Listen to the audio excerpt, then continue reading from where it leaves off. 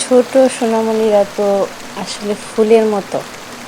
সেই ছোট ছোট ফুলদের জন্য আমি আজকে আঁকবো আরেকটা ফুল। নিশ্চয়ই দেখে অলরেডি বুঝতে পারছেন এটা কি ফুল হতে যাচ্ছে। এটা হচ্ছে একটা পদ্ম ফুল। শাপলা ফুলে অনেক বেশি পাপড়ি দিতে হয়, আর রিয়েলিস্টিক করতে গেলে একটু তো কষ্ট করতেই হবে, কিন্তু সেই তুলনায় পদ্ম ফুল আঁকা একটু বেশি সহজ আমি মনে করি। যে কেউ এটা দেখলে আঁকতে পারবে। মাঝখানের যে পাপড়িটা আমি এঁকেছি এটা অনেকটা পাতার শেপের মতো। পানির ফোঁটা আমরা যেরকম আঁকি অনেকটা ওই রকমও বলা চলে। মোটামুটি পাতা যে আঁকতে পারে তার জন্য এটা কঠিন কিছু না। মাঝখানেরটা আঁকা কমপ্লিট হলে আর বাকিগুলো তো অনেক ইজি। আমি প্রথমে পেন্সিল দিয়ে নর্মালি একটা শেপ দিয়ে নিয়েছি।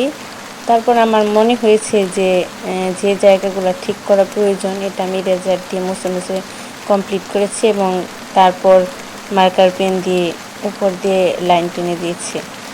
প্রথমেই মার্কার পেন হাতে নিলে হয়তো নষ্ট হয়ে যেত, করা যেত না। এর জন্য আপনারাও চেষ্টা করবেন প্রথমে পেন্সিল দিয়ে আঁকতে।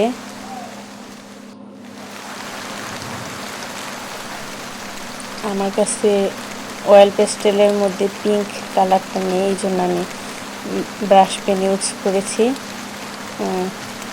অয়েল পেস্টেল দিয়েও করা যায়, ব্রাশ পেন দিয়েও করা যায়, জল রং দিয়েও করা যায়। যে কোনো রং, নর্মাল রং যেটাই থাকুক ওটা দিয়ে খুব সুন্দর রং করা যাবে, কোনো সমস্যা নেই। ছোটদের কাছে এমনি অনেক বেশি রঙও থাকে না, তাছাড়া ছোটরা তো আর প্রফেশনাল আর্টিস্ট না, তাদের কালেকশনে খুব রং না থাকাটাই স্বাভাবিক। যে কোনো রং দিয়ে চাইলে এটা রং করা যায়। আমি উপর দিয়ে একটু অয়েল পেস্টেলের লাল রং দিয়ে ওটা দিয়ে একটু শেড দিয়ে দিলাম, এবং এটা দেখতে এখন একদম জীবন্ত পদ্ম ফুলের মতো লাগছে। পদ্ম ফুলে রং করা শেষ। এখন পাতার শেপটা একটু রিয়েলিস্টিক করার জন্য প্রথমে গাঢ় সবুজ এবং আস্তে আস্তে হালকা সবুজ রং করে দিব।